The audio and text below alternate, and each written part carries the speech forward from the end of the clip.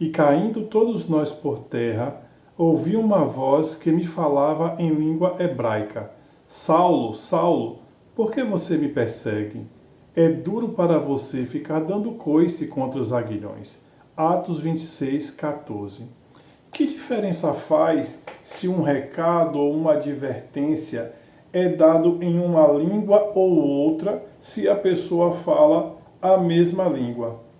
Paulo falava alguns idiomas, dentre eles o hebraico e o aramaico.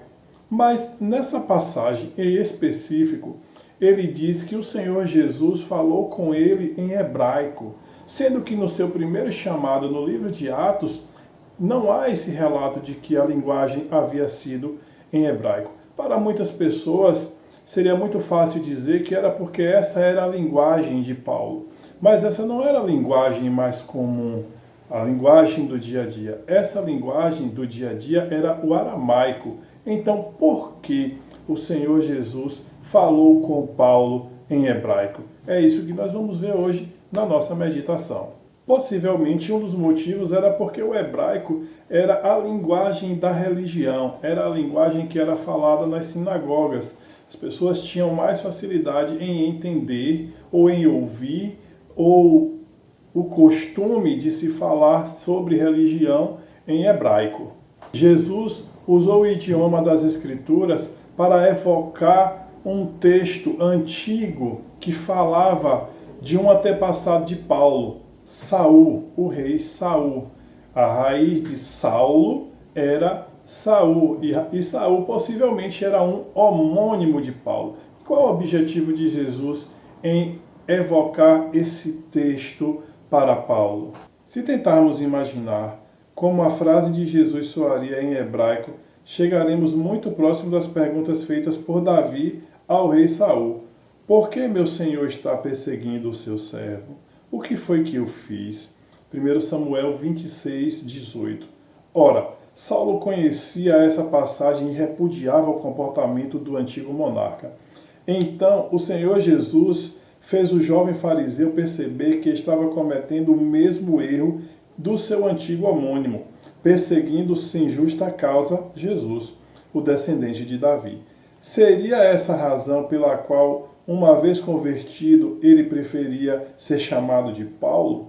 O motivo não sabemos, porém é importante conhecer bem a história daqueles que vieram antes de nós para não cairmos nos erros que eles cometeram.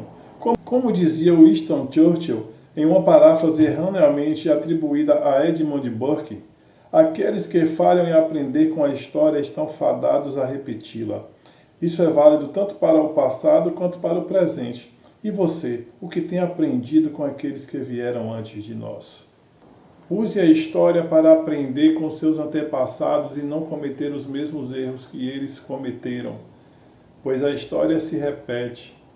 Vamos orar. Maravilhoso Deus, obrigado, porque o Senhor deixa nas Sagradas Escrituras não apenas relatos dos teus feitos, mas também relatos históricos, relatos dos nossos antepassados, de como eles procederam, e muitas vezes não para justificar o que eles fizeram, ou não para aprovar o que eles fizeram, mas para que nós não caiamos nos mesmos erros deles.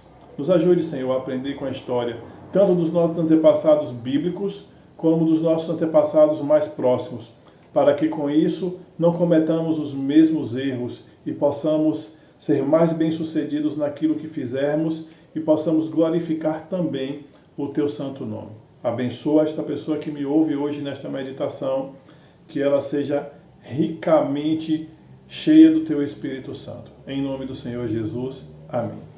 Não se esqueça de curtir, de compartilhar, de ajudar uma pessoa que você quer ver melhor.